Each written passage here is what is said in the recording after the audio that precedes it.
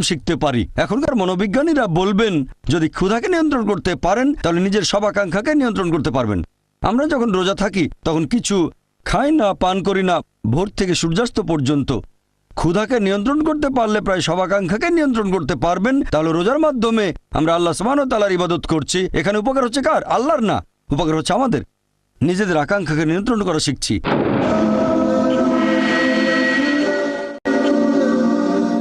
আল্লাহ পবিত্র কোরআনে বলেছেন সূরা মাইদা অধ্যায় নম্বর 5 আয়াত নম্বর 90, ইয়া আইয়ুহাল্লাযিনা আমানু হে মুমিনগণ, ইন্নামাল খামরু ওয়াল মাইসিরু নিশ্চয়ই মদ পান এবং জুয়া খেলা, ওয়াল আনজাবু ওয়াল আজলামু মূর্তি পূজার বেদী এবং ভাগ্য নির্ণায়ক স্বর, রিজসুম মিন আমালিশ শাইতান এগুলো সব শয়তানের কাজ। ফাজতানিবু লাকুম তুফলিহুন।